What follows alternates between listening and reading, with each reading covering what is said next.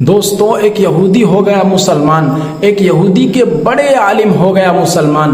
कैसे हो गया? इस्लाम के बारे में उसे क्या पता चला, नबी के बारे में उसे क्या पता चला, वो मुसलमान हो गया।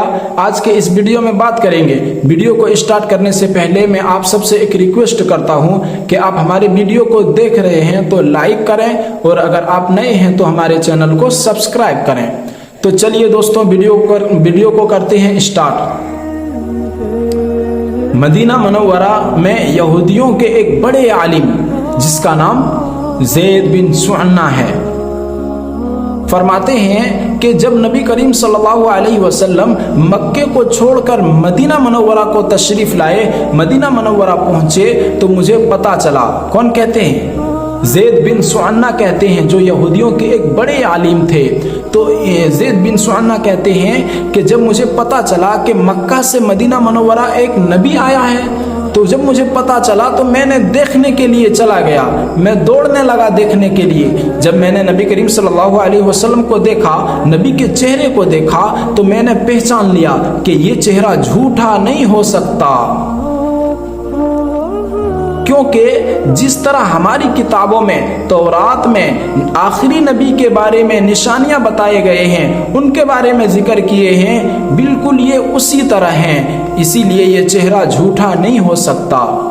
लेकिन हमारी किताब में जो जो निशानियां बताए हैं, तो अभी तो ये नबी, इनके अंदर दो चीज़ मुझे बाकी है, दो चीज़ मुझे जानना बाकी है। वो क्या है? ज़ैद बिन सुअन्ना फरमाते हैं, कहते हैं कि पहला चीज़ जो हिल्म का, कि गुस्से बहुत कंट्रोल से होंगे, गुस्से में बहुत बर्दाश्त करेंगे।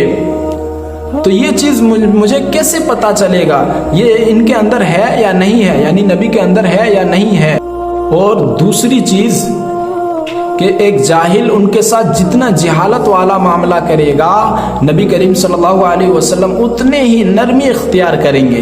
तो ये दो चीज़ मुझे कैसे पता चलेंगे?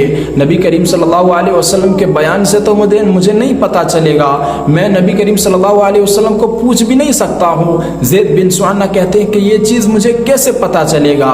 मैं परेशान हो गया। नबी करीम सल्लल्लाहु अलैहि वसल्लम को ये आजमाने के लिए और ये मालूम करने के लिए कि इनके गुस्सा बहुत कंट्रोल में होंगे, बहुत बर्दाश्त होंगे, गुस्से में बर्दाश्त होंगे, तो ये मालूम करने के लिए ज़ैद बिन सुअन्ना नबी करीम सल्लल्लाहु अलैहि वसल्लम के करीब ही रहते रहे, मौके की तलाश करते रहे कि कब मुझे मौका मिले मैं ये आजमा लूँ, ये चेक करूँ। तो एक मर्तबा नबी करीम सल्लल्लाहु अलैहि वसल्लम बाहर निकले।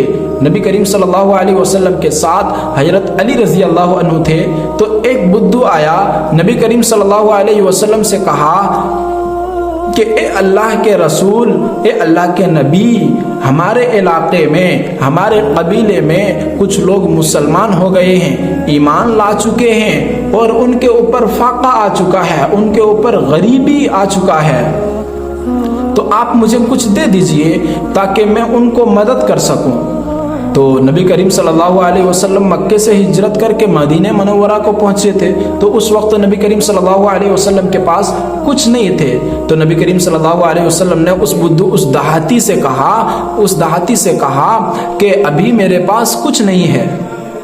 तो उसी वक्त ज़ैद बिन सुअन्ना वहां पर पहुंचे, मौका मिला। ज़ैद बिन सुअन्ना जो यहूदी के बड़े आलिम थे, इसे मौका मिला, मौके की तलाश में थे, इसे मौका मिला। तो इन्होंने कहा कि ए अल्लाह के नबी सल्लल्लाहु अलैहि वसल्लम, आप मुझसे कुछ कर्ज ले लीजिए और इनको मदद कर दीजिए। तो ज़ैद बिन सुअन्ना ने कहा कि आप मुझसे कर्ज ले लो और फलाने दिन में, फलाने वक्त में, फलाने दरख्त के, फलाने बाग के खजूर मुझे लौटा देना। तो नबी करीम सल्लल्लाहु अलैहि वसल्लम उस यहूदी के ये बातें सुनकर फरमाया कि दरअसल मैं तो तुमसे कर्ज ले लेता हूँ, लेकिन फलाने दिन में और फलाने बाग के फलाने दरख्त की तखसीस ना करो। यहाँ पे बात कहा नबी करीम सल्लल्लाहु अलैहि वसल्लम ने कि फलाने बाग की ही खजूर मैं लौटाऊँ, इसकी तखसीस ना करो, इसकी बात ना करो। तो यहूदी ज़ैद बिन सुअन्ना ने कहा कि हाँ ठीक है। फिर ज़ैद बिन सुअन्ना ने कुछ درہم قرض دے دیے نبی کریم صلی اللہ علیہ وسلم کو. پھر نبی کریم صلی اللہ علیہ وسلم نے اس دیہاتی کو اسے دے دیے اور وہ دیہاتی وہاں سے چلے گئے. تو یہاں پہ زید بن سعنہ نے وقت متعین کر لیے، وقت مقرر کر لیے کہ آپ فلانے دن میں مجھے قرض لوٹا دینا. قرض کے بدلے درہم دیے تھے قرض، تو اس کے بدلے میں کچھ کھجوریں مجھے لوٹا دینا. تو وقت مقرر تھے. تو زید بن سعنہ فرماتے ہیں کہ ابھی وقت آنا باقی تھا، ابھی جو مقرر وقت کیے تھے اور وہ وقت آنے میں ابھی 2-3 دن باقی تھا، اور میں نبی کریم صلی اللہ علیہ وسلم کو آزمانے کے لیے، نبی کریم صلی اللہ علیہ وسلم کو آزمانے کے لیے اور معلوم کرنے کے لیے، اس نبی کریم صلی اللہ علیہ وسلم کے حلم کے بارے میں معلوم کرنے کے لیے میں 2-3 دن پہلے ہی نبی کریم صلی اللہ علیہ وسلم کے پاس پہنچ گیا. زید بن سعنہ 2-3 دن وقت مقرر جو کیے تھے اس سے 2-3 دن پہلے نبی کریم صلی اللہ علیہ وسلم کے پاس پہنچ گئے آزمانے کے لیے.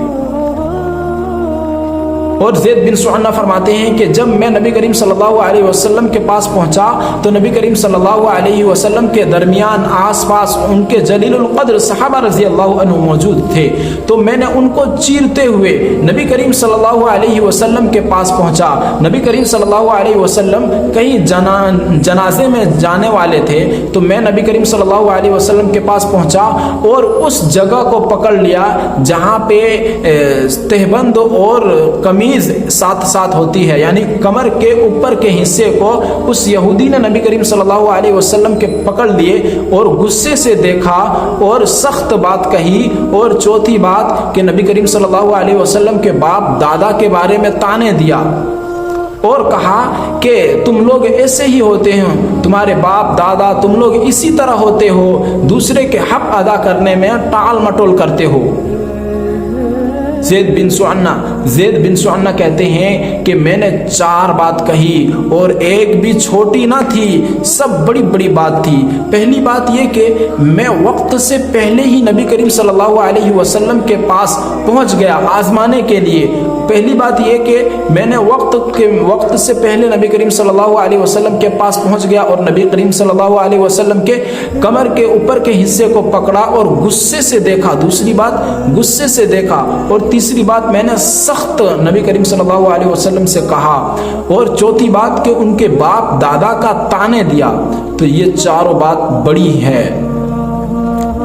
تو میں دیکھا کہ حضرت عمر رضی اللہ عنہ غصے سے مجھے دیکھ رہے تھے. حضرت عمر رضی اللہ عنہ نے کہا کہ اے اللہ کے دشمن، حضرت عمر رضی اللہ عنہ نے زید بن سعنہ سے کہا کہ اے اللہ کے دشمن، تو نے میرے نبی کو ایسا کہا، میرے نبی کے ساتھ ایسا کیا؟ اگر تیرا حق میرے نبی پر نہ ہوتا تو میں تیری گردن اڑا دیتا. حضرت عمر رضی اللہ عنہ کے غصے کو دیکھیے، لیکن پھر بھی شریعت پر عمل کرتے ہی ہیں. پھر زید بن سعنہ فرماتے ہیں کہ میں نبی کریم صلی اللہ علیہ وسلم کے چہرے کی طرف دیکھا تو نبی کریم صلی اللہ علیہ وسلم کے چہرے میں مسکراہٹ اور بشاشت تھی. نبی کریم صلی اللہ علیہ وسلم نے حضرت عمر سے کہا کہ ہم لوگ کسی اور سلوک کے مستحق تھے.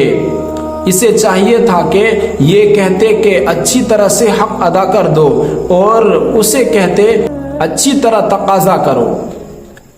زید بن سعنہ فرماتے ہیں کہ پھر نبی کریم صلی اللہ علیہ وسلم نے حضرت عمر رضی اللہ عنہ سے کہا کہ جتنا اس کا قرض ہے جاؤ کھجور ادا کر دو اور 3 سائے اور زیادہ ادا کرو جو تم اس کے اوپر غصہ کیے ہو. زید بن سعنہ فرماتے ہیں کہ چنانچہ حضرت عمر رضی اللہ عنہ نے مجھے جتنا میرا قرض تھا مجھے کھجور ادا کر دیا اور 3 سائے زیادہ ادا کیے جو کہ نبی کریم صلی اللہ علیہ وسلم نے حضرت عمر سے کہا تھا. تو نبی کریم صلی اللہ علیہ وسلم کے یہ رویہ دیکھ کر مجھے بہت پسند آیا. نبی کریم صلی اللہ علیہ وسلم کے یہ اخلاق دیکھ کر مجھے بہت پسند آیا. اور زید بن سعنہ کہتے ہیں کہ میں مسلمان ہو گیا. کیونکہ ہماری تورات کتاب میں جس طرح آخری نبی کا ذکر ہے بالکل وہ اسی طرح ہے، یہ چہرہ جھوٹا نہیں ہو سکتا، اور میں نے آزمایا بھی بالکل اسی طرح ہے، مجھے بہت پسند آیا اور میں مسلمان ہو گیا، زید بن سعنہ فرماتے ہیں۔ تو دوستوں، ہمارے نبی کریم صلی اللہ علیہ وسلم کے اخلاق دیکھیے کہ یہودی بھی مسلمان ہو جاتے تھے نبی کریم صلی اللہ علیہ وسلم کے اخلاق کو دیکھ کر، اور آج ہم اور آپ ہیں جو ہمارے اخلاق سے ہمارے بچے بھی دیندار نہیں ہو رہے ہیں۔ سوچنے کی بات ہے۔ اور اس واقعہ میں اور ایک بات یہ معلوم ہوتا ہے کہ جو شخص اپنا قرض مانگتا ہے، اپنا قرض مانگنے میں سختی اختیار کرے تو تم اسے برداشت کرو، ہو سکے تو اس کا قرض فوراً ادا کر دو۔